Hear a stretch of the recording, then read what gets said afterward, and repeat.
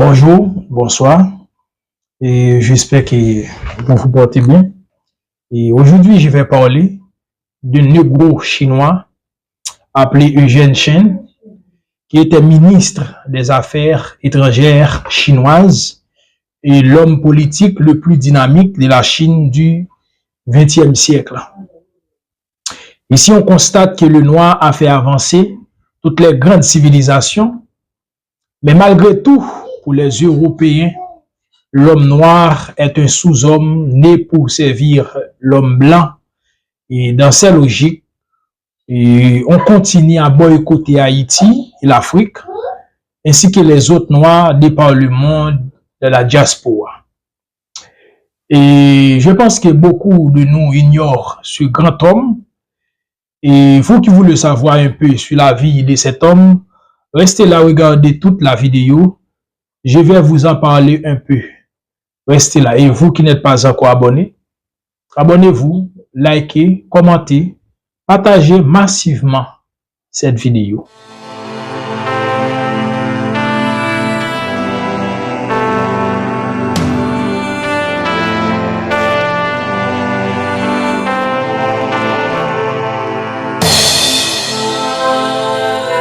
Mes amis, Eugène Chen était né en 1878 et mort en 1944.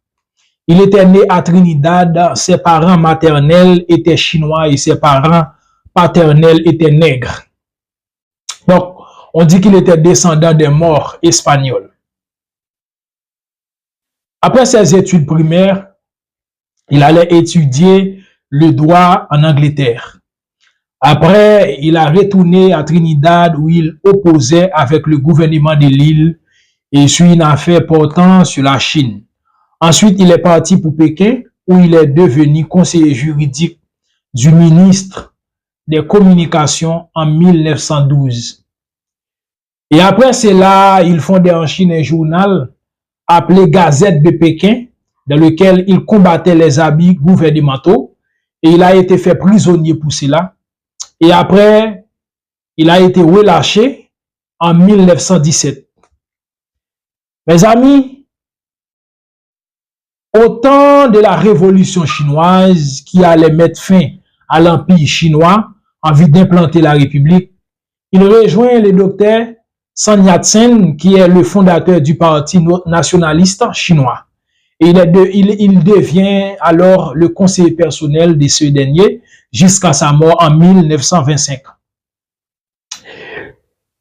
Après cela, mes amis, il a fondé avant tout en 1922 et Tribune du Peuple, et où il devient le conseiller principal du gouvernement du sud de la Chine. Et ensuite, il a prononcé des conférences qui exigent la Grande-Bretagne de rendre à la Chine le riche port de Hankou. Et en 1927, après sa rencontre avec le docteur Sun Yat-sen, il est nommé ministre des Affaires étrangères où il a empêché la guerre entre la Chine, l'Angleterre et les États-Unis. Quelques années plus tard, il a épousé Shan Tisheng-ying, la fille de Shan Sheng-qiang, chef du gouvernement provincial de Sheqing. Donc, mes amis, en 1933, après son mariage, il exhorte la Chine à rejoindre les camps des alliés lors de la Grande Guerre occidentale. Et je dis la Grande Guerre occidentale pour ne pas dire la guerre mondiale. Parce que ces deux grandes guerres n'étaient pas des guerres mondiales, c'était des guerres occidentales. Mes amis, ça c'est là la vie de ce grand homme qui a tant influencé la Chine. Et mes amis, vous qui voulez savoir un peu sur la vie de cet homme en profondeur, on peut aller consulter les livres de Roger et les grands hommes de couleur du monde. Et mes amis, en guise de conclusion, je vais vous rapporter quelques témoignages de quelques journaux sur la vie de ce nègre chinois. Le journal Tokyo Trans-Pacifique dit de cet homme Eugène Chen, on dit de lui un esprit subtil et progressiste qui contrôla la Chine. Selon ce journal, c'est un esprit subtil qui contrôla la Chine. Et ensuite, le journal Wuzhu de la Chine a fait cette déclaration de lui. On dit, il a préparé certains des principaux documents de la délégation à la conférence de Versailles, notamment un important mémorandum qui exposait les arguments de la Chine en faveur de l'abrogation des traités et des notes liées aux 21 exigences du Japon. C'était le document d'État le plus compétent que la délégation chinoise ait soumis à la conférence de la paix. Donc, et pour trouver la paix entre la Chine et le Japon, il y avait une rencontre à Versailles et c'est ce grand homme qui a préparé le document qui avait convaincu les Occidentaux pour aider la Chine à se soustraire du Japon. Et mes amis, et tout cela était le travail de nègres chinois, de nafous chinois. Donc, si on prend le plaisir de prouver ce que vaut le génie nègre, le monde ne pourra pas contenir le discours portant sur cette matière. Et on peut constater que c'est un nègre et qui a contribué à faire de la Chine ce qu'il est aujourd'hui. Et malgré les Chinois traitent mal le noir, et comme les Occidentaux, comme les Blancs, pour eux, ils sont supérieurs aux Noirs, comme les Occidentaux. Donc, mes amis, il est temps de savoir que l'amour n'existe pas dans ce bas monde. Ça, c'est un fait avéré. Et c'est uniquement le jeu d'intérêt qui existe et qui compte dans ce monde. Et c'est pourquoi, mes amis, les Noirs doivent savoir se battre pour leurs intérêts personnels et ceux de leur propre communauté.